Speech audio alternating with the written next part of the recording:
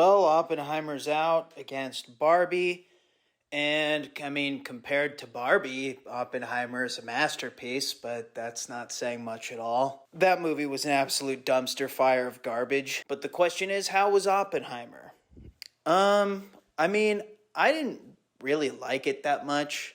I didn't think it was bad by any means, but I don't know.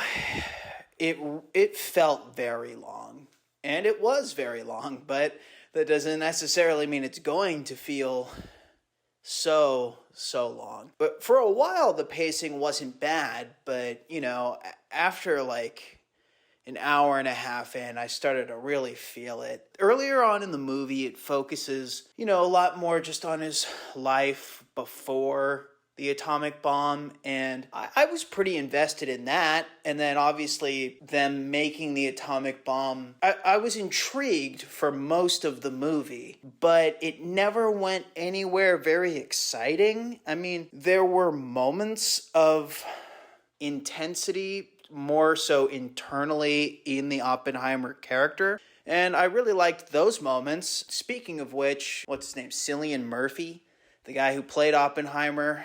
He was really good. He gave a really good performance. He was definitely very believable. I don't know that much to say about him. I thought Robert Downey Jr. was pretty good. I mean, it's been a really long time since I've seen him basically play anybody but himself.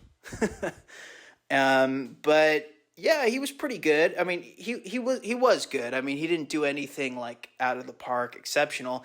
That's the thing about this movie, is that it didn't really have almost any emotional drama. So I didn't really feel like the actors had much to work with. There was a subtle intensity in a lot of scenes. At the end of the day, if there's not much emotion, then it's just not that entertaining. He was good, but I want to see Robert Downey Jr. do something that excites me, not something that's just pretty good. I thought Matt Damon was also just pretty good. I enjoyed his character when he was on screen, but I didn't really love him at all. I didn't feel that strong emotions towards his character in any way. And I thought his performance was the same type of deal as Robert Downey Jr.'s. I just didn't really think he had that much to work with in the script. And, I'm not saying that I thought the script was bad or anything. I didn't think the movie was bad. It's just, not much emotional drama to work with. Florence Pugh was also in it, and I really enjoyed her character. I actually thought her character was probably my favorite in the whole movie. Her performance was really good. I thought almost all of the humor in the entire movie came exclusively from her, and I would call her being almost more of a cameo appearance in the movie.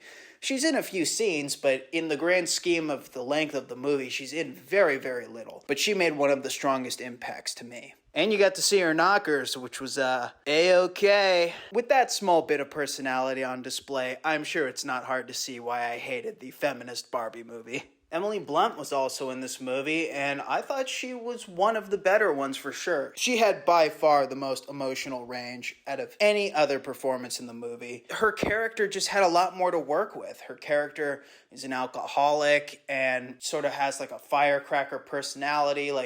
She's not looking for a fight, but she's not going to back down to one. I like that in the character. I thought she did really good. What's weird about this movie, and I guess that's just what comes from the notoriety of such a well-esteemed director, but, I think a lot of people wanted to work with him, and they didn't care what role they took, so you have these, not even cameos, these just characters in the movie that feel more like background characters played by higher-profile celebrities, like Jack Quaid from The Boys, and I think Scream 5, he was in it, and he had a couple lines. Rami Malek was in it, and he didn't say anything for the vast majority of the movie. I mean, he wasn't in that much of the movie, but every time he was shown in the movie for most of it, he didn't even speak till later on. Josh Peck, who was featured in the trailer, so I thought he was gonna be heavily featured in the movie.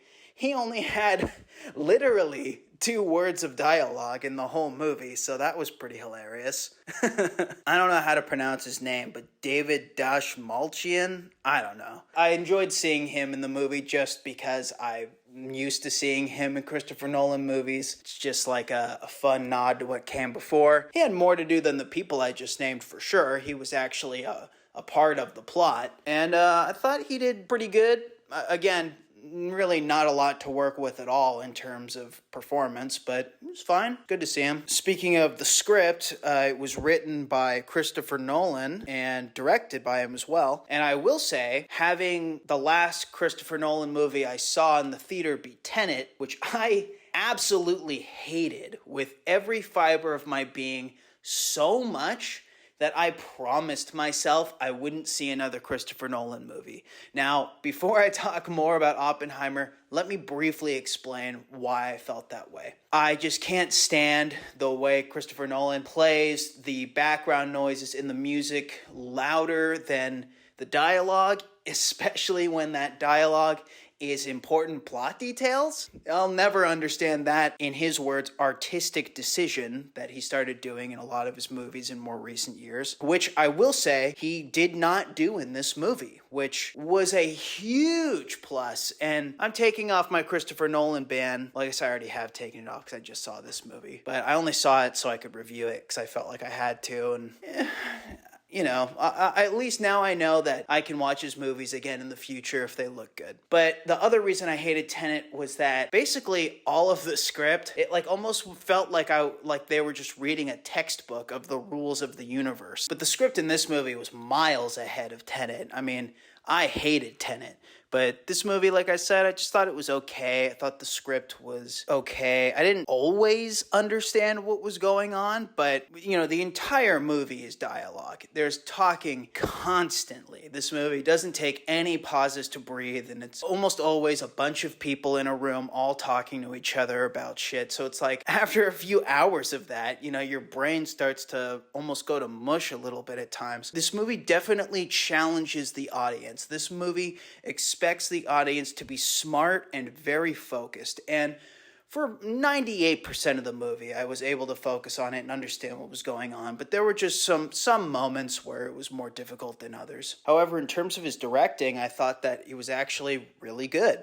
I thought the directing was by far the best part of the movie. What they did was really interesting, and this is also complimenting the score, which I thought was fantastic. He used the score to set up a scene towards the end of the movie, like subtly throughout the movie. He was using the score to set up the scene later. It's hard to really explain unless you actually watch it, but that was really cool. I don't know if I've ever seen anything quite like that before, which I thought was awesome. The score and the directing were easily the best aspects of the entire movie. I definitely wish that he would go back to making more things like Inception or the Batman movies, you know, just more action, something a little more exciting. And, you know, I'm totally down for these more mellow movies that don't have stuff like that. But, you know, at the end of the day, if they are more mellow and it is a drama, you know, it needs more emotion, not just tense talking scenes in a hearing. It just gets old after a while. The things that intrigued me the most about this movie were more so just the things that actually happened in history. I really enjoyed learning more about the history of this event. And honestly, I think that I would have probably enjoyed just watching a documentary more.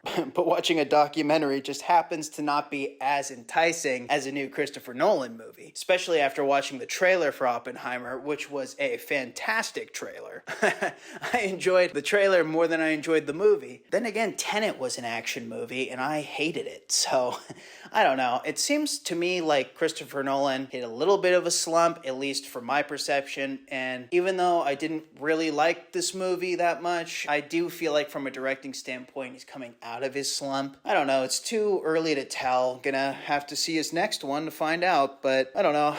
I miss great Christopher Nolan. He was just so damn good, but we'll always have those old movies, so it'll be okay. Sorry. I'd give Oppenheimer a 6 out of 10. Honestly, like, I don't know, I feel kind of bad giving it that low of a score because I got enjoyment throughout the movie, but overall, it just wasn't doing it for me. wasn't enough, didn't have enough emotion, didn't have enough stakes, didn't have enough going on. The pacing was way too slow. And honestly, everything that I loved about the movie the most was stuff I could watch on the History Channel. So that's not Christopher Nolan's accomplishment, that's just what happened. However, Christopher Nolan did accomplish one thing in this movie, and that was great directing, which is what he does best. So my anti-Christopher Nolan days are behind me regardless. If you enjoyed this video, please like it so my next video will pop up in your recommended videos next time. See you then.